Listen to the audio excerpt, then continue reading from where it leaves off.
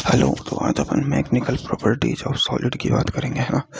Gravitation अपना हो गया था तो उसमें थोड़ा बहुत रह रहा है, मैं उसे रिवीजन के साथ करा दूंगा, है ना। एक बार कल अपन सबका रिवीजन कर लेंगे, आज मैकेनिकल प्रॉपर्टीज ऑफ सॉलिड को कर लेते हैं पूरा। देखो, इसमें पढ़ाने लायक कुछ है नहीं ना, फिर भी मैं ट्राई करता हूँ, तुम्हें समझ आए अच्छे से।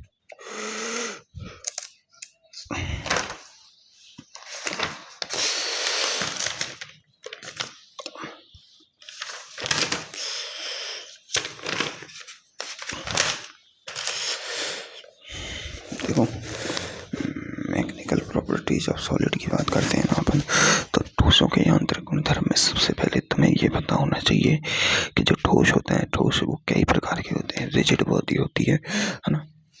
तो समझो, देखो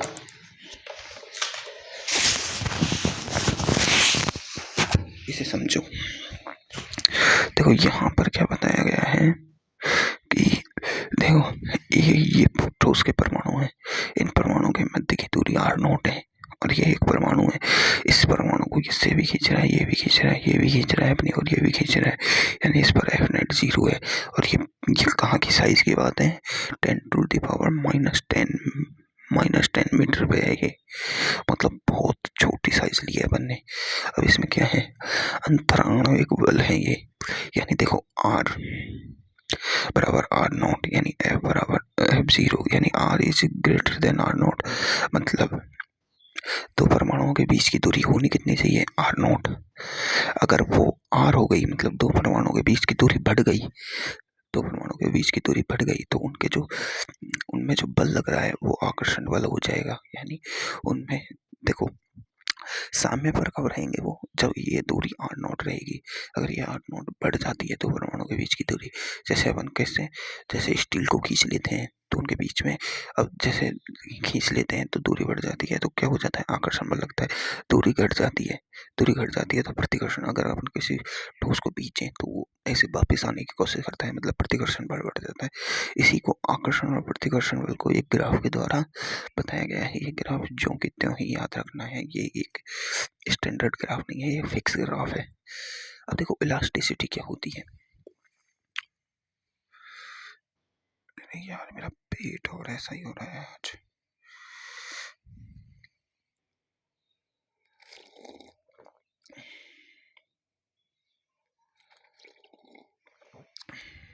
देखो इलास्टिसिटी क्या होती है। इलास्टिसिटी का मतलब होता है किसी, जैसे रबड़ की इलास्टिसिटी नहीं होती, रबड़ को खींचा जाता है और अपनी वास्तविक स्थिति में आ जाता है। ऐसे जब किसी वस्तु को विरूपक बल लगाकर, यानी बाह्य बल लगाया जाता है तो उसके आकार में बदल जाता है तथा इसे हटाने पर वह अपनी प्रारंभिक स्थिति में आ जाती है। इस वस्तु को प्रत्यास्थता कहते हैं। मैं भी आता हूँ थोड़ी देर में। प्रत्यास्थता का मतलब क्या होता है कि जब किसी वस्तु पर विरूपक बल का मतलब होता है कि उस वस्तु के विरुद्ध, जैसे वस्तु कहाँ है यार अपने पास? वस्तु वस्तु वस्तु वस्तु वस्तु हाँ, ये रही। ये नॉर्मल साइज में, अब मैं इस पर बल लगा रहा हूँ, देखो दबाया, अब ये अपनी वापस स्थिति में आ गई। या फिर मैं इसे खींचूं, है ना, तो देखो दबाने पर भी विरूपक बल लग रहा है और खींचने पर भी विरूपक बल लगता है, ऐसे खींचते हैं। और अब देखो इसे दबाता हूँ तो ये अपनी वापस स्थिति में आ गई, तो इसे तो इसकी प्रत्यास्थता कहते हैं। इलास्टिसिटी समझ में आया। अब प्रतिबल क्या होता है? एक तो इसका मतलब समझो, प्रतिबल यानी ऐसा बल जो उल्टा लगे। क्या लगे? उल्टा लगे, यानी बल के विपरीत लगे। क्या लगे? बल के विपरीत। जैसे मान लो अब ये इस तरह, इस जगह पे, अब मैं इसके विपरीत एकांक क्षेत्रफल पर इस एकांक क्षेत्रफल बल लगा रहा हूँ तो यहाँ से दुख गया। यहाँ कोई प्रभाव थोड़ी पड़ा है, यहाँ थोड़ी प्रभाव पड़ा है, यहीं तो पड़ा है। तो मैंने इस जगह पे ये बल लगाया तो ये प्रतिबल है। मतलब ये क्या है? एकांक क्षेत्रफल पर लगने वाला बल, यानी F बाई एकांक क्षेत्रफल, ऐसा बल जो एकांक क्षेत्रफल पर लगे। देखो दाब और प्रतिबल का फॉर्मूला सेम होता है, P बराबर भी F/A ही होता है, लेकिन एक कंडीशन होती है, दाब होता है। दाब व प्रतिबल समान नहीं होते। दाब हमेशा संपीड़न का काम कर सकता है। जैसे मैं इस पर प्रेशर लगाऊं तो ये सिर्फ बिछेगा, पर प्रेशर रहते ही वो नॉर्मल हो जाएगा, बिछेगा प्रेशर रहते ही। लेकिन प्रतिबल ऐसे भी लगाया जा सकता है, और प्रतिबल में ऐसे खींच भी सकता हूँ, ऐसे इस वस्तु को मैं खींच भी सकता हूँ, ऐसे ऐसे जोर लगा के खींच भी तो सकता हूँ। ये भी तो एक प्रतिबल है। हम्म? ये भी तो एक प्रतिबल है, एक अंक क्षेत्रफल पर लगने वाला विपरीत दिशा में बल। जैसे स्प्रिंग को दबाया जाए, स्प्रिंग होती है, उसे दबाओ तो वो प्रतिबल लगा, उसे खींचो तो वो क्या लगेगा, तो भी प्रतिबल लगेगा। लेकिन दाब, एक एक पानी से भरे गुब्बारे को मैं सिर्फ खींच सकता हूँ, उसे फैला नहीं सकता। फैलाने पर वो प्रति दाब लगता ही नहीं है। दाब सिर्फ संपीड़न का कार्य करता है। किसका कार्य करता है? संपीड़न का। तो दाब और प्रतिबल में अंतर समझ आया? तो दाब, देखो, प्रतिबल संपीड़न तथा प्रसारण का कार्य कर सकता है तथा दाब सदैव लंबवत लगता है। देखो, अगर मैं इस स्थिति पर दाब लगाऊं तो इसका ये एरिया और यहाँ, लेकिन प्रतिबल तो यहाँ भी लग सकता है। प्रतिबल मैं कोने पे भी लगा सकता हूँ, नीचे किधर, प्रतिबल कहीं भी लग सकता है, लंबवत लग सकता है, समांतर लग सकता है, स्पर्श रेखीय, दोनों तरह से लग सकता है। प्रतिबल तो मैं ऐसे खींच भी तो सकता हूँ, ऐसे खींचा, है ना। प्रतिबल कहीं कहीं भी लगाया जा सकता है। प्रतिबल तो क्या है? एक बल है जो मैं उस बल के विपरीत लगा रहा हूँ। क्या है? एक बल है जो मैं उस बल के विपरीत लगा रहा हूँ। अब अपन प्रतिबल की वो देखेंगे कंडीशंस।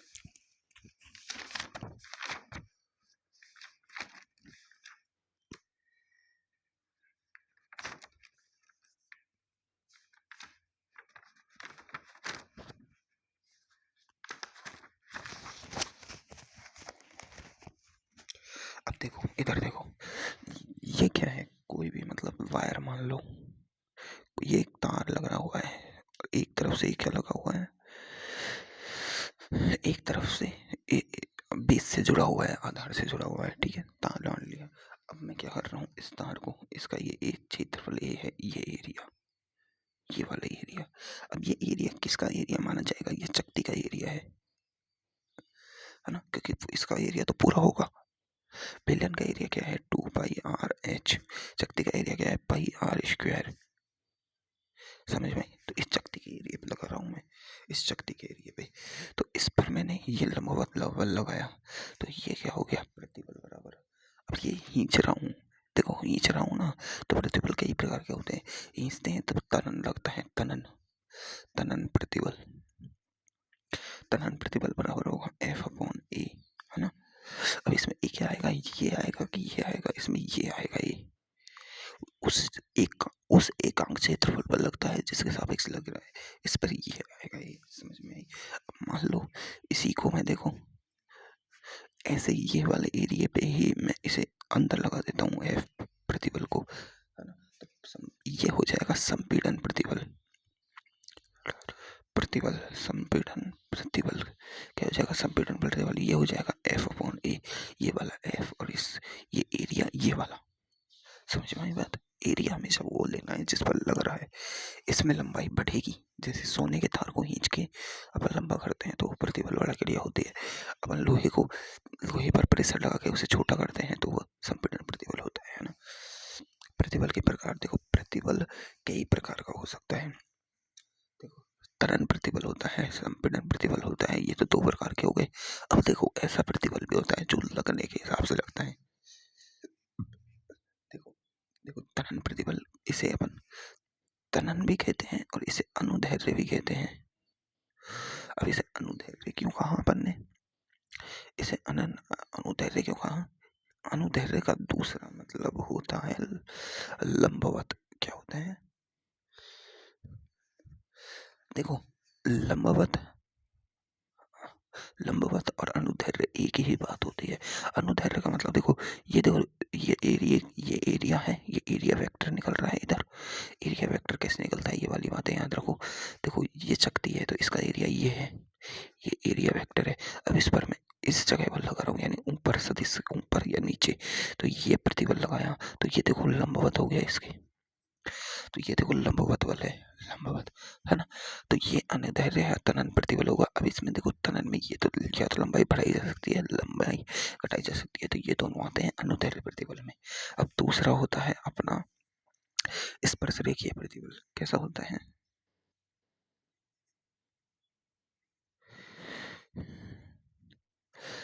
ऐसा प्रतिबल जो स्पर्श रेखा पर लगे। ये मान लो एक बॉक्स है ना,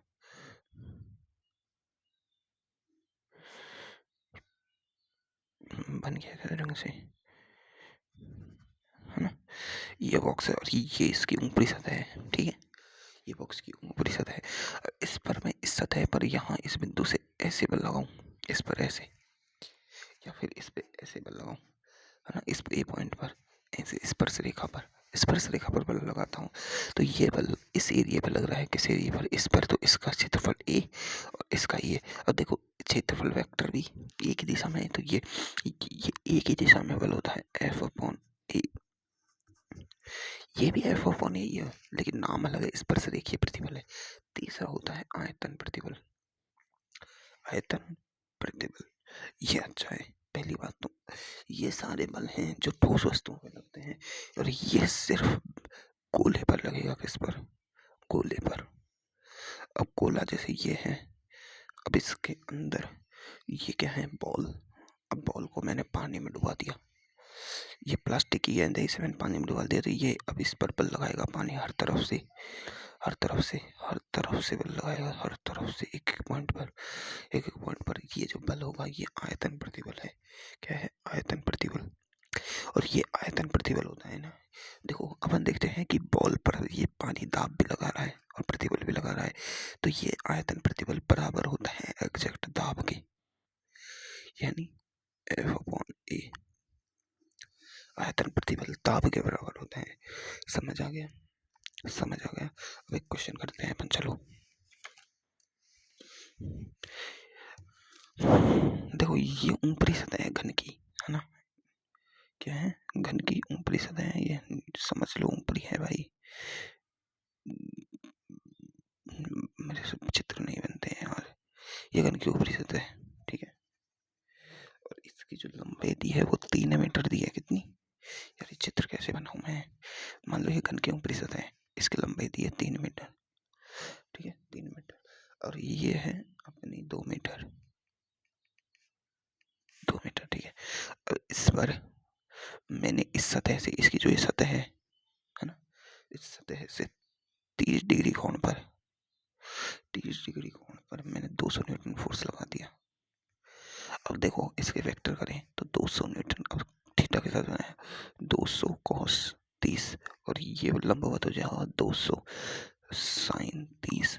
तो देखो ये तो है अनुदैर्ध्य प्रतिबल, और ये है स्पर्श रेखीय प्रतिबल। इसके तो घटक हो गए, इसे छोड़ दो। तो देखो 230 साइन कॉस 30, कॉस 30 की वैल्यू होती है √3/2, तो 200 गया 100√3, और ये भी कितना? ये हो जाएगा 200 इंटू 1/2, ये हो जाएगा 100।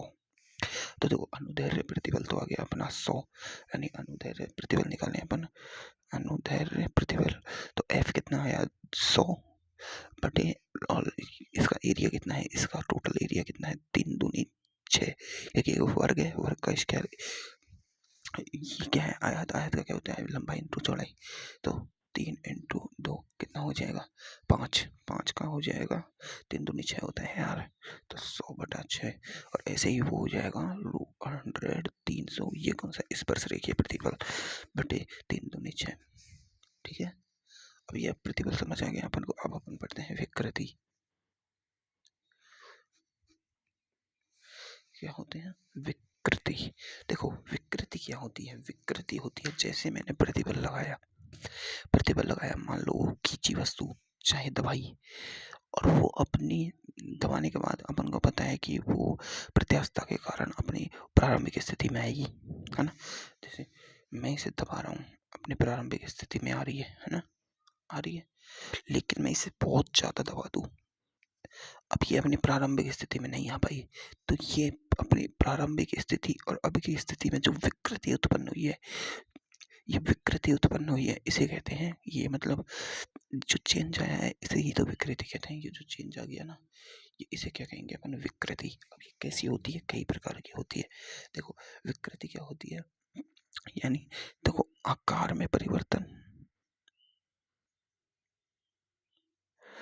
परिवर्तन बटे प्रारंभिक आकार, प्रारंभिक आकार। आकार में परिवर्तन कैसे निकालते हैं अपन?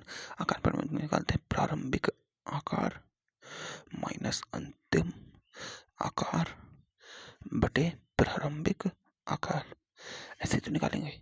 ठीक है, अब देखो विकृति कई प्रकार की होती है, जितने प्रकार के वो होते हैं प्रतिबल उतनी प्रकार की विकृति होती है। पहली विकृति होती है लंबाई में परिवर्तन, अनुदैर्घ्य विकृति या तनन विकृति इसे कहते हैं। तनन या अनुदैर्घ्य विकृति, तनन या अनुदैर्घ्य विकृति ये कैसी होती है? मान लो ये एक लंबाई का छोटा सा टुकड़ा है, मैंने इस पर एक फोर्स लगा दिया, ये मान लो F, इसके कारण इसकी लंबाई ये हो गई और ये लंबाई यहीं रुक गई। ये थी पहले L और अब हो गई ये यहाँ से यहाँ तक L प्लस डेल्टा L। क्या हो गई? L plus delta L। और ये डेल्टा L क्या है? ये क्या है? ये तो ये टोटल लंबाई क्या हो गई? L2। ये L1 थी, ये L2 हो गई और ये इसका अंतर हो गया डेल्टा L। तो इसे L प्लस डेल्टा L लिख सकते हैं। ठीक है, तो अब अनुदैर्घ्य विकृति क्या कहेंगे? आकार में परिवर्तन मतलब लंबाई में परिवर्तन, लंबाई में परिवर्तन बटे प्रारंभिक लंबाई। देखो लंबाई में परिवर्तन क्या है? Delta L। क्या है? डेल्टा L बाई प्रारंभिक लंबाई L। ये क्या है? तनन विकृति। विकृति क्या है? तनन विकृति।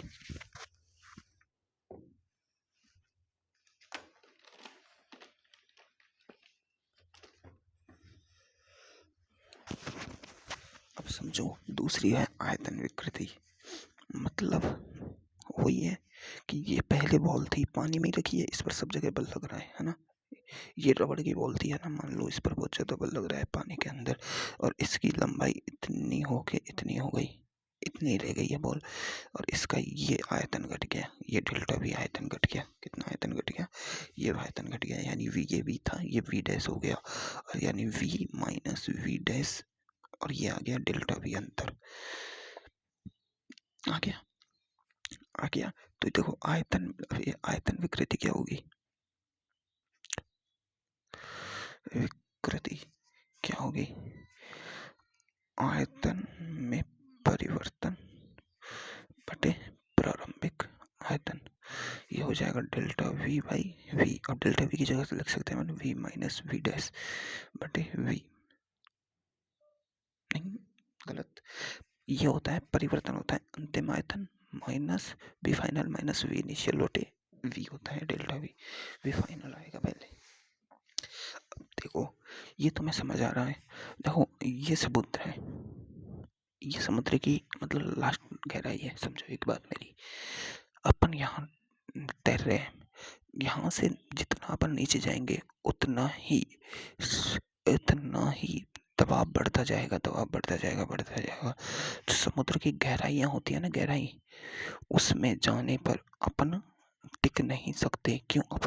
अपने बॉडी को आदत है 1 ATM फोर्स झेलने की। इससे अपन ज़्यादा से ज़्यादा 2 ATM झेल लेंगे, 3 ATM झेल लेंगे, है ना। इससे ज़्यादा फोर्स अपन नहीं झेल सकते। लेकिन अंदर जाने पर जितनी गहराई में जाते हैं फोर्स उतना ही बहुत ज़्यादा हो जाता है, लगभग 20 ATM, 30 ATM, 40 ATM। तो अपनी बॉडी श्रिंक हो जाती है, अपने फेफड़े पिचक जाते हैं, सांस नहीं ले पाते हैं और अपनी बॉडी ज़्यादा गहराई में चले जाए तो अपनी बॉडी सिकुड़ जाएगी कुछ ही सेकंडों में। बॉडी क्या यार, अपन जैसे एक पनडुब्बी को लेके जा रहे हैं और उसकी जो वॉल है, स्टील की जो वॉल होती है, दीवारें होती हैं पनडुब्बी की, अगर वो मोटी नहीं है, मतलब वो प्रेशर झेलने लायक नहीं है, तो वो अंदर जाके सिकुड़ जाएगी। क्यों? क्योंकि पानी का प्रेशर इतना ज़्यादा हो जाता है कि वो उस प्रेशर को सही नहीं पाते। तो इसलिए पानी में जितना नीचे जाएंगे अपन उतना ही प्रेशर बढ़ जाता है, उतना ही प्रेशर प्रतिबल बढ़ जाता है। कारण क्या है? दबाव। देखो पहले इतने पानी का फोर्स लग रहा था यहाँ पर, अब यहाँ पर इतना सारा पानी लग रहा है।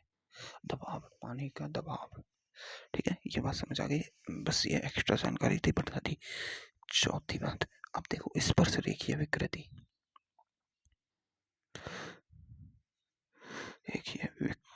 स्पर्श रेखीय विकृति क्या होगी? स्पर्श रेखीय विकृति, इसे 3D में समझो। क्या समझो 3D में? देखो मैं एक घन बना देता हूँ और ये घन भैया बन गए अपने, ये घन ये अब मैंने इसको इस सतह को ऐसे खींचा F प्रतिबल से। अब मैं इसको ऐसे खींचूंगा तो ये हिस्सा ऐसे आगे लटक जाएगा। लटकेगा नहीं? नहीं लटकेगा भाई, आगे लटकेगा। और जब देखो अपन ने सिर्फ इधर खींचा है, ना कि इसकी लंबाई बढ़ाई है, ना परिवर्तन किया है ना।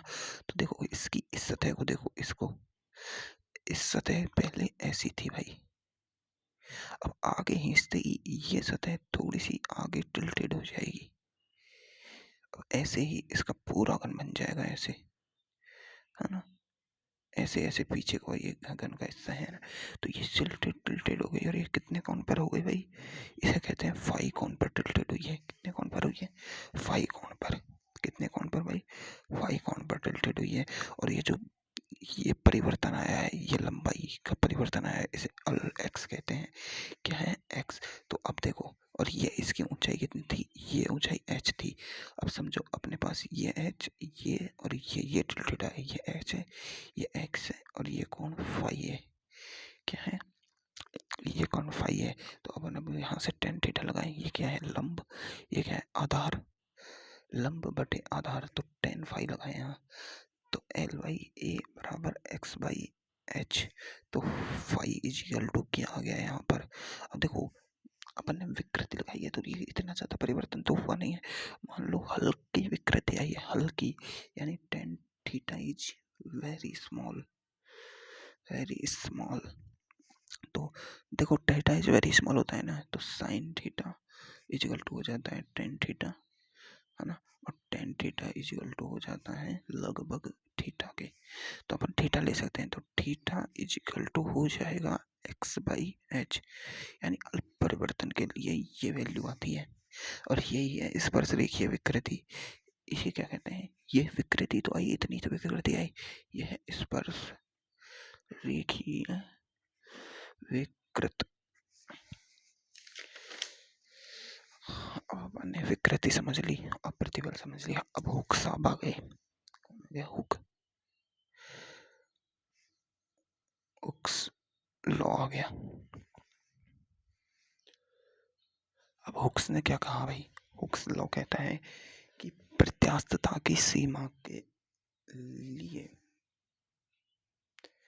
प्रत्यास्थता की सीमा तक, मान लो जैसे रबड़ होती है, अपन रबड़ को एक, मान लो ये क्या है? प्रतिबल। ये क्या है? विकृति, है ना। प्रतिबल और ये विकृति है, मान लो मैंने ऐसे लिख दिया है। अब मैं रबड़ को खींच रहा हूँ, यानी प्रतिबल बढ़ रही है और विकृति बढ़ रही है। जैसे ये लंबाई रबड़ की इतनी थी, अब मैंने रबड़ को खींचा, इतना कर दिया, मैंने प्रतिबल बढ़ाया, अब विकृति भी इतनी आ गई। अब मैं रबड़ पर और फोर्स बढ़ाता हूँ एफ डैश, तो देखो यहाँ से विकृति भी बढ़ गई और फोर्स भी बढ़ गया। मैं और फोर्स बढ़ा रहा हूँ, ये और फोर्स बढ़ गया, तो इससे देखो इस जगह से विकृति कितनी ज़्यादा हो गई और फोर्स भी बहुत ज़्यादा हो गया। मतलब प्रतिबल बढ़ा रहा हूँ, विकृति बढ़ रही है, प्रतिबल बढ़ा रहा हूँ, विकृति बढ़ रही है। लेकिन एक जगह ऐसी आएगी, एक जगह ऐसी आएगी कि इतना प्रतिबल बढ़ा दिया कि विकृति में परिवर्तन क्या हो जाएगा? शून्य। और इस जगह पे ये यहाँ टूट जाएगा, इसे कहते हैं भंजन बिंदु, यानी ये रबड़ टूट जाएगी। यानी अब ये जो सीमा आई है, ये प्रत्यास्थता की सीमा है, यानी यहाँ प्रतिबल और विकृति साथ साथ बढ़ रहे हैं। यह है प्रत्यास्थता की सीमा। क्या है? प्रत्यास्थता की सीमा। तो हुक्स ने कहा कि प्रत्यास्थता की सीमा के लिए प्रतिबल विकृति के समानुपाती होता है। इसने ये नियम दिया कि प्रत्यास्थता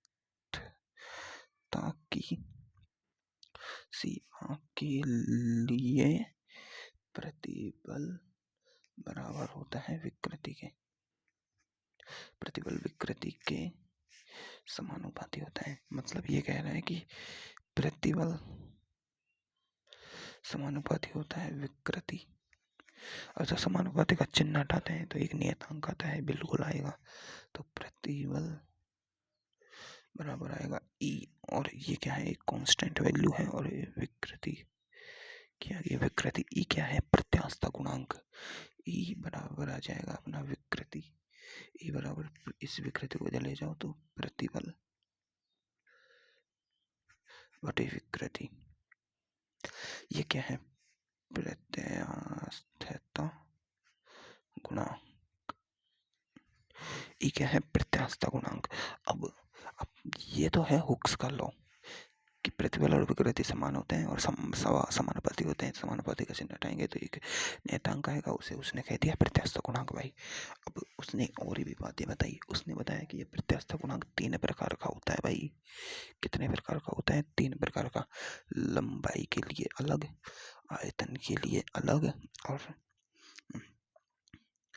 स्पर्श रेखीय लंबाई मतलब लंबवत प्रतिबल, आयतन प्रतिबल और स्पर्श रेखीय प्रतिबल के लिए, तीनों के लिए अलग अलग होता है। तो लंबाई के लिए लंबवत होता है ना, उसे कहते हैं अपन तनन। यंग का प्रत्यास्थ गुणांक क्या कहते हैं? यंग का प्रत्यास्थता गुणांक। अब इस ई को यंग के हिसाब से यंग साहब के लिए वाई कह देंगे। क्या कह देंगे? वाई कह देंगे। अब यंग साहब के लिए सामान्य वाई कह दिया, तो अब ये वाई के हिसाब से तनन प्रतिबल बटे तनन विकृति। अपन ने दोनों देखा। इसे कहते हैं अनुदैर्ध्य प्रतिबल, अनुदैर्ध्य भी तो कहते हैं तनन को। अनुदैर्ध्य प्रतिबल बटे अनुदैर्ध्य विकृति भी कह सकते हैं। तो देखो अभी अपन ने अनुदैर्ध्य प्रतिबल पढ़ा था। अनुदैर्ध्य प्रतिबल आया था डेल्टा एल बाई, नहीं, F by A, F by A. प्रतिबल का तो फॉर्मूला यही था, और विकृति का फॉर्मूला आया था डेल्टा एल। अब यहाँ अपन हल्की विकृति लेंगे। क्या लेंगे? हल्की विकृति। तो उसके लिए डेल्टा की जगह डी एल बाई एल। तो ये आ गया तनन प्रतिबल का फॉर्मूला। अब देखो यह वाई बराबर देखो एफ अपॉन ए। अब ये डी एल बाई एल बटे में, तो इसे उल्टा करके दे दो एल बाई डी एल। तो वाई बराबर फॉर्मूला आ गया F L by A L, F L by D L, A D L, A D L, A D L. ये क्या आ गया? वाई के यंग का प्रत्यास्थ गुणांक का फॉर्मूला है ना। चलो मैं भी आता हूँ।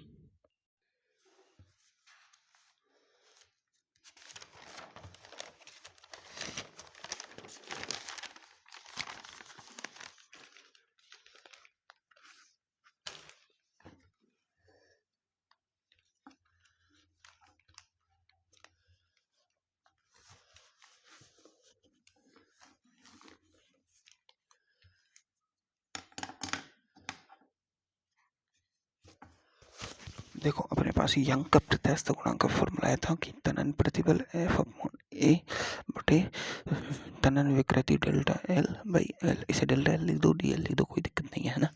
तो इसे लिख देंगे अपन उल्टा करके देंगे ना भाई, एल बाई डेल्टा एल। तो F L by A delta L या डी एल, या इसे लिख सकते हैं अपन F L by A D L, कोई दिक्कत नहीं है। अब अपन यंग का हो गया। अब दूसरा है अपना, दूसरा आता है आयतन प्रत्यास्थ गुणांक। इसे वल्क नियतांक भी कहते हैं। क्या कहते हैं? वल्क नियतांक या आयतन प्रत्यास्थता गुणांक। इसे कहते हैं अपन बीटा। क्या कहते हैं? बीटा। यानी क्या होगा? क्या होगा भाई? आयतन प्रतिबल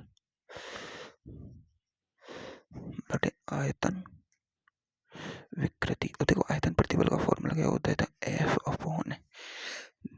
अपॉन क्या होता था बताओ? आयतन प्रतिबल। देखो आयतन प्रतिबल का फॉर्मूला मैंने तुम्हें बताया था। आयतन प्रतिबल का मैंने तुम्हें फॉर्मूला बताया था, तुम्हें ध्यान से याद हो तो मैंने ये बताया था कि आयतन प्रतिबल ही दाब होता है। क्या होता है भाई? आयतन प्रतिबल ही दाब होता है। होता है कि नहीं होता है? बिल्कुल। तो आयतन प्रतिबल दाब होता है। तो आयतन प्रतिबल दाब होता है तो अपन क्या लिखेंगे? डीपी दाब बटे आयतन विकृति मैंने बताई थी। आयतन विकृति का फॉर्मूला बताया था डीवी बाई और डेल्टा वी बाई वी। तो इसे अपन लिखेंगे d v by v, d v by v. तो अब देखो वी ऊपर चल जाएगा, है ना। तो आयतन प्रतिबल को बीटा से लिखते हैं, तो d p by d v और मल्टीप्लाई में वी। अब इसके आगे आता है नेगेटिव चिन्ह। अब ये मैंने नेगेटिव क्यों लिखा? क्योंकि देखो दाब होता है वो हमेशा संपीड़न करता है। संपीड़न करता है तो आकार घटता है, आकार घटता है। तो ये नेगेटिव चिन्ह आयतन में कमी बताता है। क्या बताता है? आयतन में कमी। क्या बताता है? आयतन में कमी। और एक और चीज बताता है भाई, minus d p by d v. यह है दाब प्रवणता। दाब प्रवणता मतलब है आयतन के सापेक्ष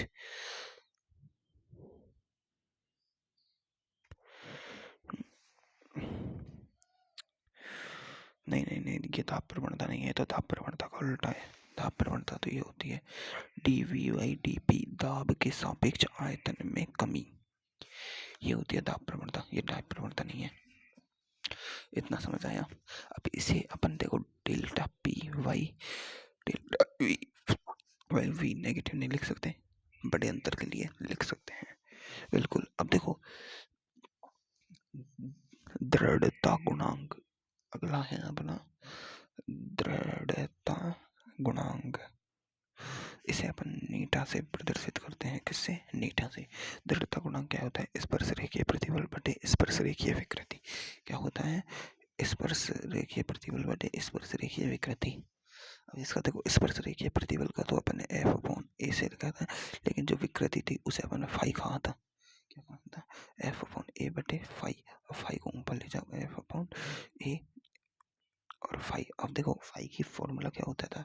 फाई बराबर अल्प परिवर्तन के लिए x/h होता था, तो F/A x/h, ये आ गया अपना नीटा। ऐसे फॉर्मूले हैं, सीधे सीधे फॉर्मूले हैं, बिल्कुल आसान वाले, बहुत मतलब मजे ही आ जाते हैं।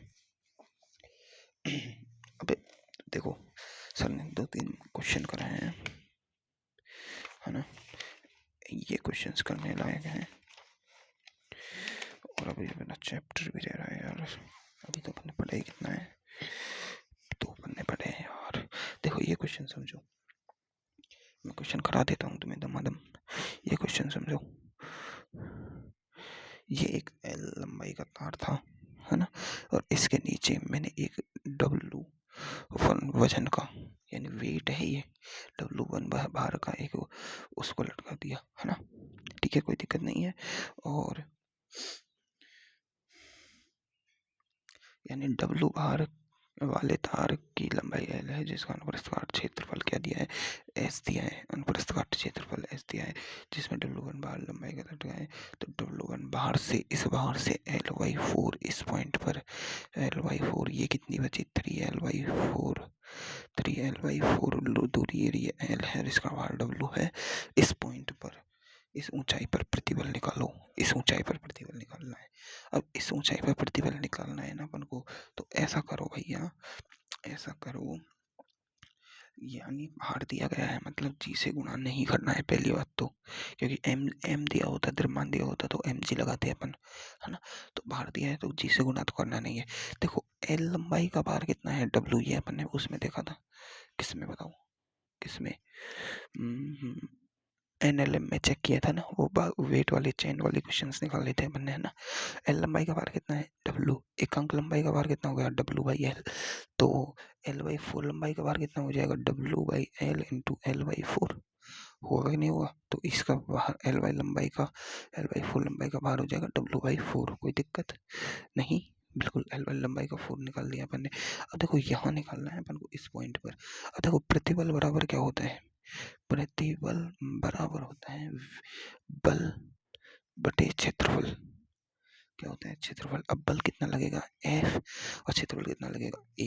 अब देखो बल कौन कौन सा लग रहा है इस पॉइंट पर, इस पॉइंट पर देखो, अब अपन को बल निकालना है ना इस पॉइंट पर, तो इस तार के 2 टुकड़े कर दो, ये टुकड़ा कर दिया, एक भारहीन रस्सी लगा दी मैंने। क्या लगा दी? भारहीन रस्सी। ऐसे ही तो करते थे अपन उसमें NLM में। और इस टुकड़े को देखो, और इस पर एक और W1 लगा हुआ है। अब देखो W1 लगा हुआ है तो इसका mg लगेगा, किसका? इस L/4 लंबाई का बाहर लगेगा। अब क्योंकि देखो अपन ने बाहर में ही निकाला है, तो इस L/y लंबाई का बाहर सेंटर ऑफ मास से नीचे लगेगा कितना? W/4। और इसका कितना लग रहा है? W1।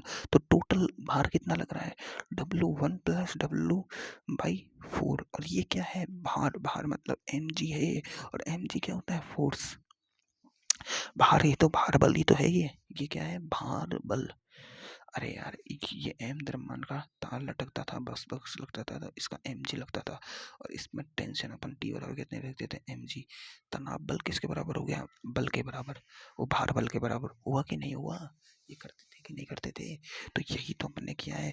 अब यहाँ का इस पॉइंट का, अब इस तनाव बल को मैं कह रहा हूँ प्रतिबल। क्या कह दिया? इस तनाव बल को मैंने कह दिया कि प्रतिबल। अब इसका तो कोई लेन देन ही नहीं है, क्योंकि इसने पूछा इससे नीचे है, तो इससे नीचे का बल लगेगा। तो अब इस तनाव बल यानी प्रतिबल के बराबर कौन सा बल लगेगा भाई? इस तनाव बल के बराबर ये बाहर बल। तो ये बाहर बल हो जाएगा W1 प्लस W/4। अब देखो, अब इसने क्षेत्रफल क्या दिया है? खुद ने दिया है S, तो S आ गया आंसर। अब इसने बोला है अगला क्वेश्चन कि एक लोहे के निश्चित आयतन से L लंबाई का एक तार बनाया गया, यानी एक निश्चित आयतन लिया गया, यानी V इज कांस्टेंट, और उससे एक तार बना दिया लंबाई का, L लंबाई का, है ना, एक L लंबाई का तार बना दिया गया। अब इसने L लंबाई का तार बना दिया, इसका कुछ क्षेत्रफल होगा A। तो अपन को पता है आयतन बराबर होता है क्या? A इंटू L, क्षेत्रफल इंटू लंबाई, ये आयतन का फॉर्मूला होता है। तो अब इसका आयतन ये फिक्स है, मतलब A और L समानुपाती सही है, यानी V कांस्टेंट है तो A समानुपाती आ जाएगा 1/L के, यानी L समानुपाती आ जाएगा 1/A के। अगर लंबाई बढ़ाई तो एरिया कम हो जाएगा, बिल्कुल सही बात है। इतना मोटा तार लेंगे तो उसका एरिया बड़ा होगा, और उसी तार को खींचेंगे तो उसका एरिया पतला होता जाएगा, तार पतला होता जाएगा, तार लंबा होता जाएगा। वो इसी से होता है ना? ठीक है, कोई दिक्कत नहीं है, ठीक है ना, कोई दिक्कत नहीं है। तो अपन यहाँ से क्या लिख सकते हैं? यहाँ से एरिया बराबर लिख सकते हैं V/L। एल को इसके नीचे ले जाओ, ये लिख दिया अपन ने। अब ये कह रहा है कि एक नियत बल से खींचा जा रहा है, से लगाकर इसके लंबाई में उत्पन्न विस्तार में से किसके समानुपाती होगा? अब देखो, लंबाई में उत्पन्न विस्तार, यानी ये पूछ रहा है विस्तार किसके समानुपाती होगा? विस्तार मतलब पहले अपन को लंबाई में विस्तार तो निकालना है, और वो निकालने के लिए अब देखो यंग का प्रत्यास्थ गुणांक लगेगा। क्यों? क्योंकि तार है, तनन लंबाई है, तो वो तो यार लंब का प्रत्यास्थ गुणांक लगेगा F/L अपॉन ADL। ADL ये क्या है? ADL क्या है? ADL क्या है? अब एक ही जगह अपन ये लिख सकते हैं V/L, तो Y बराबर F अपॉन A, और एक ही जगह लिख सकते हैं V/L और DL, और L चल जाएगा ऊपर, तो Y समानुपात Y बराबर आ जाएगा F/V/DL, और यह हो जाएगा L², तो Y समानुपाती आ गया L² के, यानी यंग का प्रत्यास्थ गुणांक किसके समानुपाती आ गया? ये तो उत्पन्न विस्तार किसके समानुपाती आ गया? L² के। अब देखो उत्पन्न विस्तार क्या है? DL है भाई, यंग का प्रत्यास्थ गुणांक नहीं, DL, तो DL को इधर ले जाओ, DL is equal to FL² by V, और Y यंग का प्रत्यास्थ गुणांक, तो DL समानुपाती है L² के। ये क्या है? लंबाई में परिवर्तन, यानी विस्तार। यही तो विस्तार हुआ है, जैसे तार इतना था और इससे इतना कर दिया, तो ये इसकी L2 है, ये इसकी L है, L1 है, तो विस्तार DL कितना हो जाएगा? L2 माइनस L1 इतना, ये DL, ये विस्तार ही तो है ना?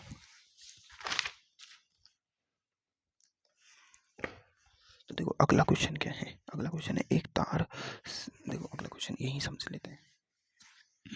एक तार से जब W बाहर लटकाया जाता है तो तार में L का विस्तार हो जाता है, मतलब इस तार में मैंने W बाहर लगाया तो इसमें थोड़ी सी DL लंबाई में कितना परिवर्तन हुआ है? DL यानी परिवर्तन कितना हो गया? LMM का। ठीक है, यदि तार को पुली से गुजारें तथा इसके दोनों सिरों पर W बाहर लटकाएं तो तार में विस्तार कितना होगा mm में? अब देखो अपन को तार में विस्तार दे दिया, तार की लंबाई इसने दे दी L, तार की कुछ लंबाई मान लो L, मान लो बड़ा L, और विस्तार हुआ है DL W बाहर लटका दिया। अब इसी स्थिति को ये कह रहा है कि मैं पुल्ली पर लगाऊं और पुल्ली पर दोनों तरफ W लगा दूं, तो इसकी जो टेंशन होगी वही तो क्या होगा? प्रतिबल होगा। टेंशन ही तो ये बल होगा कि नहीं होगा। तो देखो अब इसमें Y बराबर FL बटे ADL, यंग का प्रत्यास्थ गुणांक लगा दिया क्योंकि तार है। अब देखो FL, A क्या है? A है ही, और DL क्या है? ये L, लंबाई में परिवर्तन कितना है? L लंबाई, ये क्या है? L, ये LMM का परिवर्तन है, और ये इतना आ रहा है। ठीक है, अब देखो मेरी बात समझो, अब इसी को मैं इस स्थिति पर ले जा रहा हूँ, इस स्थिति पर ले गया। अब इस भार के कारण और इस भार के कारण इन पर तनाव बल T आया और देखो तनाव बल दोनों पर बराबर आएगा क्योंकि रस्सी एक है तो टेंशन फिक्स होगी। रस्सी अगर यहाँ टूट जाती, यहाँ होती तो यहाँ तनाव T2 हो जाता। तो इसमें तार में डबल खिंचाव आता है, लेकिन इसमें तो एक ही T खिंचाव आ रहा है दोनों बगल से। तो अतः दोनों में तनाव समान रहेगा तथा तार में विस्तार उतना ही रहेगा जितना पहले था, क्योंकि तनाव बल फिक्स हो गया, उतना ही हो गया। अगर रस्सी को टुकड़ा हो जाता, एक पुली और लग जाती तो तनाव बल T2 हो जाता। ये अपन ने देखा था पहले। अब देखो स्वयं के भार के कारण लंबाई में परिवर्तन होता है भाई। एक लंबी रॉड लो, एक रॉड लो, है ना। देखो स्वयं के भार के कारण लंबाई में परिवर्तन कहाँ देखा जाता है? शीशों में जो पुरानी इमारतें होती है ना, उनके शीशे होते हैं ना, वो नीचे से मोटे हो जाते हैं क्योंकि वो शीशा एक लिक्विड होता है, लिक्विड। तो धीरे धीरे समय के साथ साथ उसका वो नीचे पिघल जाता है। अगर शीशा लिक्विड है, समझो लिक्विड है, तो वो अगर मैंने एक सामान्य शीशा ऐसे लटका रखा है और कुछ 100 साल 200 100 साल 20 साल 30 साल बाद उसकी शीशे के धीरे धीरे नीचे लटकेगा तो उसकी लंबाई में हल्का परिवर्तन आएगा। तो वो स्वयं के भार के कारण ही तो परिवर्तन आया हुआ है ना, स्वयं के भार के कारण। तो मान लो ये L लंबाई का तार था, इसका M द्रव्यमान था और L लंबाई था। अब मान लो अपन ने 3 बिंदु की बात करेंगे, 1 बिंदु 2 बिंदु और 3 बिंदु। अब F बराबर क्या लगेगा? इसके सेंटर ऑफ मास पर लगेगा mg/2। क्या लगेगा? mg/2। क्यों? क्योंकि सेंटर ऑफ मास पर आधा हो जाता है। सेंटर ऑफ मास में देखो, सेंटर ऑफ मास यहाँ से यहाँ तक का लगेगा, बस यहाँ तक का, और यहाँ तक की लंबाई कितनी है? आधी। और आधी लंबाई का द्रव्यमान कितना होता है? आधा। तो m/2 लगेगा। सेंटर ऑफ मास में पढ़ चुके हैं पर ये बात है। तो अब इसने क्या दिया है? देखो बिंदु 1 के नीचे कोई भार नहीं है, यहाँ कोई भार नहीं है, तो बल शून्य होगा, बिल्कुल शून्य होगा। तथा बिंदु 3 के नीचे पूरी छड़ है तो 3 के नीचे बल mg लगेगा। अतः जैसे जैसे बिंदु 2 की तरफ जाते हैं तो भार में वृद्धि होती है, यानी 1 से 2 की तरफ जाते हैं तो भार में वृद्धि होती है ना। 1 से 3 की तरफ जाते हैं, 1 से 3 की तरफ जाते हैं तो भार में वृद्धि होती है, ठीक है, होती है। तो हम छड़ का औसत भार लेते हैं mg/2 और ये इसका सेंटर ऑफ मास भी है और औसत भार भी है जो बिंदु 2 पर आएगा, ठीक है। इसे हम समाकलन से भी ले सकते हैं, ले सकते हैं, कोई दिक्कत नहीं है। अब देखो y बराबर FL/dl। अब mg/2 LdL, तो dl कितना है? स्वयं के भार लंबाई में कमी। इस dl को इधर ले गए और इसको ले आओ इधर, mgL/2ay, ये आएगा, इतना परिवर्तन आएगा स्वयं के भार के कारण। कितना आएगा? इतना। समझ में आई बात? एक क्वेश्चन है ऐसा ही। अब इसने देखो क्वेश्चन अच्छा बना दिया भाई, क्वेश्चन बहुत अच्छा बना दिया कि 200 मीटर गहराई की झील में एक गेंद को गिराने पर इसके पेंदे पर आयतन में 0.1% की कमी हो जाती है। तो गेंद के पदार्थ का आयतन प्रत्यास्थता गुणांक है। तो गेंद का जो पदार्थ है उसका आयतन प्रत्यास्थता गुणांक। अब देखो इसमें थोड़ा सा कॉन्सेप्ट लगेगा अच्छा अपना, यह ना अपना द्रवों के यांत्रिक गुणधर्म वाला चैप्टर उसका क्वेश्चन है हकीकत में। तो ऊपर सर ने करा दिया तो अपन देख लेते हैं। मान लो मैं इस झील में नीचे एच गहराई पर लेके गया है इस बॉल को, इस बॉल पर इसका प्रेशर लगेगा, अपन को पता है। तो इस बॉल का प्रेशर लगेगा तो इसके में आयतन में कमी आई है डेल्टा V 0.1। अब ये परसेंटेज में है, क्या है भाई? आयतन में कमी 0.1% की कमी है, मतलब डेल dV/V, ये क्या है? dV/V इंटू 100 है। इसे कहते हैं सापेक्षिक परिवर्तन और ये परसेंटेज में कमी को सापेक्षिक परिवर्तन कहते हैं 0.1। तो देखो dV/V आयतन में कमी, देखो आयतन में कमी है ये, तो dV/dV 0.1, इसको इधर ले जाऊं 100 तो आ जाएगा 10⁻³ इतनी कमी होगी। आयतन को उठाएंगे। अब बीटा वल्क गुणांक क्या होता है? -dP/dV इंटू V, ये क्या है? उल्टा इसका, तो वल्क हो जाएगा dP, है ना, इंटू dP देखो dP माइनस में, और ये देखो ये है आयतन में कमी को कैसे लिखते हैं? dV/dV 10⁻³ अब इस माइनस को इधर लगाएं तो dP/dV आ जाएगा 10⁻³ तो देखो dP/dV इसकी जगह अपन लिख देंगे माइनस डी पी बटे माइनस का 10⁻3, क्योंकि इस माइनस को मैं हटाकर यहाँ लगा रहा हूँ, कोई दिक्कत है नहीं, तो माइनस से माइनस गया तो बल्क नियतांक आएगा डी पी बाई 10⁻³ -3 ऊपर जाएगा तो डी पी इंटू 10⁻3 कितना गया इंटू 10⁻3। अब अपन को ये डी पी निकालना है, कितना निकालना है पी निकालना है। तो देखो एच गहराई में जाते हैं ना, एच गहराई में तो समय के साथ साथ जो दाब में परिवर्तन होता है उसे कहते हैं रो जी एच। रो क्या है, रो क्या है वाटर का घनत्व। जी क्या है 10 होता है और एच क्या है 200 नीचे 200 हाइट पर लेके गए तो वाटर का घनत्व होता है 1000, ये होता है 10, ये होता है 200, तो ये आ जाएगा 2 × 10⁻6 क्या है पी इतना आया। तो बीटा इजिकल टू पी कितना है 2 × 10⁻6 × 10⁻3, ये आ जाएगा 2 × 10⁻9। अब ये कहाँ आया, ये रोज ये तुमने पढ़ा होगा भाई, पहले कहीं ना कहीं तो पढ़ा होगा। अब ये देखो मैंने ये क्यों लिया है, मैंने तुम्हें देखो इसने कहा है कि पेंदे पर आयतन में कमी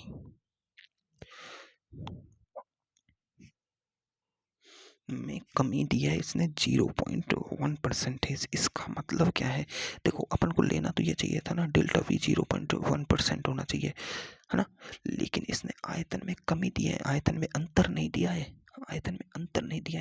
मतलब आयतन में कमी। और आयतन में कमी किसके सापेक्ष हो रही है, आयतन के सापेक्ष, यानी इसने खुद के आयतन के सापेक्ष जो कमी होती है उसे सापेक्षिक त्रुटि से लिखते हैं। कितने कैसे, तो डी वी बाई वी, या फिर अपन लिखते हैं डेल्टा वी बाई वी, और सापेक्षिक त्रुटि है और सापेक्षिक परसेंटेज सापेक्षिक त्रुटि में दिया है तो D V by V into 100 कर देते हैं या इसको 100 कर देते हैं। ये होती है परसेंटेज सापेक्षिक त्रुटि, और जो इसने दी है 0.1%, कितनी दी है 0.1%, ऐसे अपने डी वी बाई वी निकाला है। समझ में आया। अब देखो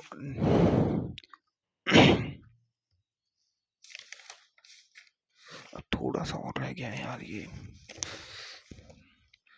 थोड़ा सा और रह गया।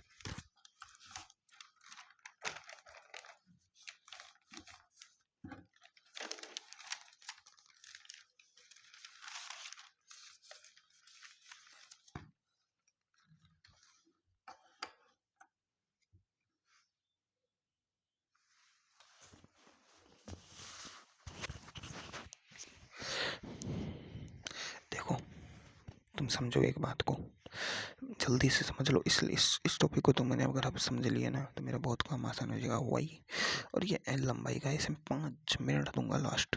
एफ ये पहले लंबाई थी, ठीक है। अब समझो इसकी लंबाई मैंने बढ़ा के इतनी कर दी, ये एल है, ये L2 हो गया, ये L प्लस डेल्टा एल हो गई, कितनी लंबाई हो गई L प्लस, और ये परिवर्तन कितने को हुआ है डेल्टा एल का, इसमें मैंने F बल लगा के इन किया था है ना। और इसका यंग प्रत्यास्थ गुणांक क्या है वी वाई। तो अब अपन देखो इसका यंग प्रत्यास्थ गुणांक लिखेंगे, वो लिखेंगे प्रतिबल F/A बटे विकृति का उल्टा लेंगे, क्योंकि प्रतिबल की बटे विकृति कितनी आई थी डेल्टा एल का, एल आएगा ऊपर और नीचे डेल्टा एल आएगा, ठीक है। प्रतिबल आ गया तो अब अपन इसे कैसे लिखेंगे, वो F बराबर वाई बराबर, अब इसे अल्प परिवर्तन लिया जाए अल्प परिवर्तन में लो चाहे बड़े परिवर्तन में लो कोई दिक्कत नहीं है, अपन अल्प से कर लेते हैं, सर ने अल्प में किया है तो इसे डीएल ले लो है ना, डीएल, ठीक है। तो इसका वाई आ जाएगा F L Y A D L, कोई दिक्कत नहीं है, ठीक है। अब यहाँ से जो डीएल परिवर्तन क्या आया है वो आएगा वो F L by A Y, ये परिवर्तन आ गया, कोई दिक्कत नहीं है। अब यहाँ से अगर अपन ये परिवर्तन आ गया, अगर यहाँ से अपन एफ को निकाल लें, बल को निकाल लें, तो बल क्या आएगा, बल बराबर ये इससे मल्टीप्लाई हो जाएगा पूरा Y A D L by L, है ना। ये बल आ गया, आया कि नहीं आया, आ गया। तो देखो यहाँ F is equal to Y A L, ये क्या है, ये देखो वाई उसकी यंग प्रत्यास्थ गुणांक, उसका एरिया है ये, और उसका ये प्रारंभिक लंबाई है। तो ये सब चीज़ उस तार के लिए प्रारंभिक स्थिति में कांस्टेंट थी, तो ये सब एक कांस्टेंट हो जाते हैं के डी एल। ये क्या है, ये है के डी एल। अब इस डी एल लंबाई को एफ, अब इसको अपन देखो अपने स्प्रिंग में एक बल लिखा था के एक्स, स्प्रिंग फोर्स। और ये क्या था, स्प्रिंग फोर्स में क्या था, ये एक्स उसकी लंबाई में परिवर्तन था, स्प्रिंग की लंबाई में परिवर्तन करते थे ना अपन। तो ये तो समीकरण 1 और ये समीकरण 2, समीकरण 1 और 2 से तो यहाँ पर समझो की वैल्यू, समीकरण 1 ये है अपना, है ना। समीकरण की वैल्यू तो की वैल्यू आ रही है वाई ए एल। ये क्या है, ये क्या है, बल नियतांक। क्या है, बल नियतांक। क्या आ गया, बल नियतांक। इसकी वैल्यू समझ में आई, बिल्कुल। अब अपन को देखो, यंग का प्रत्यास्थ गुणांक होता है प्रतिबल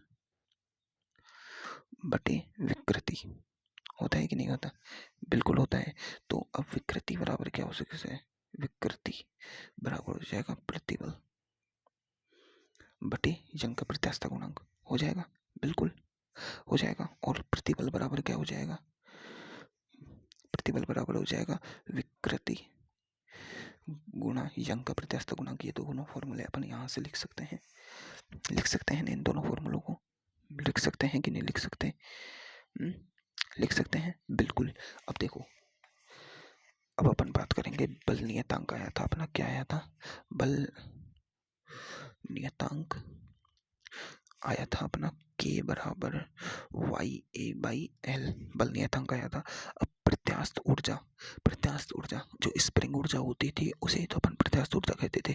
स्प्रिंग ऊर्जा क्या होती है, 1/2 के एक्स स्क्वायर। के की वैल्यू क्या है, और यहाँ एक्स क्या है, डीएल। एक्स क्या है, लंबाई में परिवर्तन, डीएल है यहाँ पर, क्या है, डीएल। तो यू प्रत्यास्थ ऊर्जा, ये क्या है, प्रत्यास्थ ऊर्जा, प्रत्यास्थ ऊर्जा यू बराबर के की जगह अपन क्या लिखेंगे, वाई ए एल, और एक्स की जगह अपन लिखेंगे डी एल का स्क्वायर। क्या लिखेंगे, डी एल का स्क्वायर। तो यू बराबर देखो 1/2 into Y into A by L into D L का स्क्वायर। देखो वाई क्या है, यंग का प्रत्यास्थ गुणांक। क्या है, यंग का प्रत्यास्थ गुणांक। और यंग का प्रत्यास्थ गुणांक का फॉर्मूला क्या होता है, प्रतिबल बटे विकृति, होता है कि नहीं होता, होता है। और ए एल क्या होता है, ए और एल, ए और एल कुछ नहीं होता, लेकिन ए इंटू, देखो इस डी एल को 2 बार लिख दो, D L into D L, तो D L by L into D L, है ना, D L by L into D L लिख दिया। तो ये डी एल बाई एल क्या है, विकृति। तो यू बराबर 1/2। अब मैं इसे देखो, प्रतिबल बटे विकृति इंटू ए इंटू विकृति इंटू डी एल लिख सकता हूँ। तो विकृति से तो विकृति कट जाएगा, तो u बराबर 1/2 इंटू प्रतिबल इंटू ए डी एल। ये क्या है, ए डी एल आयतन होता है, ए डी एल आयतन होता है ना, होता है कि नहीं होता, ए डी एल आयतन। ए डी एल, डी एल तो यार लंबाई में परिवर्तन है, ए डी एल नहीं होता। लेकिन अगर इसे, अब इस फॉर्मूले को, एक तो ये फॉर्मूला आया, अब मैं इसी फॉर्मूले को मल्टीप्लाई विद ये प्रतिबल है इंटू ए इंटू डी एल इंटू, अब मैं लंबाई बटे, लंबाई को ऊपर नीचे गुणा कर रहा हूँ। तो अपने पास देखो डी एल बाई एल फिर से क्या हो जाएगा, विकृति हो जाएगा कि नहीं होगा। तो 1/2 इंटू प्रतिबल इंटू विकृति इंटू आ जाएगा ए, और ये एल, ए एल होता है अब आयतन। क्या होता है, ए एल वो लंबाई में परिवर्तन था ना, इसलिए आयतन नहीं था। प्रतिबल इंटू विकृति इंटू आयतन, ये एक और फॉर्मूला आ गया, है ना, प्रतिबल इंटू विकृति इंटू आयतन। आया कि नहीं आया। तो ये है अपना प्रत्यास्थ ऊर्जा का मुख्य फॉर्मूला। क्या है, मुख्य फॉर्मूला, है ना। अब अपन ना देखो, यहाँ क्या रख सकते हैं, यहाँ देखो u बराबर 1/2। अब अपन प्रतिबल की जगह क्या लिख सकते हैं, प्रतिबल की जगह ये वाला फॉर्मूला, विकृति इंटू यंग का प्रत्यास्थ गुणांक लियो, तो y इंटू विकृति, विकृति है ना, विकृति। अब देखो ये विकृति और एक ये विकृति, तो विकृति का हो जाएगा स्क्वायर इंटू आयतन। ये वाला फॉर्मूला आया कि नहीं आया, आया कि नहीं आया, आया। ये नीट में पूछा गया है, ये नीट 2016-17 के टाइम पे कुछ एक क्वेश्चन आया था, वो उसमें पूछा था कि u बराबर प्रत्यास्थ ऊर्जा बराबर 1/2 इंटू यंग का प्रत्यास्थ गुणांक इंटू विकृति का स्क्वायर इंटू आयतन होता है है कि नीट 2026 में पूछा जा सकता है 1/2। अब इसमें प्रतिबल की जगह अपन विकृति का फॉर्मूला रख देते हैं, ये वाला रख देता हूँ यहाँ विकृति का। तो प्रतिबल, देखो प्रतिबल दो हो जाएंगे तो प्रतिबल का स्क्वायर बटे वाई नीचे आएगा इंटू आयतन। ये वाला सर ने बोला है कि ये फॉर्मूला एक्सेप्टेड है नीट 2026 के लिए। और कैसे आया वो तो मैंने तुम्हें पूरा बता दिया कि के क्या आया, के से फिर अपन ने कैसे प्रत्यास्थ ऊर्जा लिखी, तुम्हें प्रत्यास्थ ऊर्जा आ गई और के आ गया तो फिर सब कुछ कर दोगे इसमें तुम आराम से। तो ये तुम्हारा एक मतलब सिस्टम समझ आ चुका है। अब अपने पास ये है ना 30 मिनट का और बचा है बस, है ना, 30 मिनट का और बचा है, फिर उसके बाद ये अपना हो जाएगा। क्या हो जाएगा, ये अपने पास 30 मिनट का बचा है फिर हो जाएगा भाई। तो अपने आज ठीक ठाक कर लिया भाई, कभी दिक्कत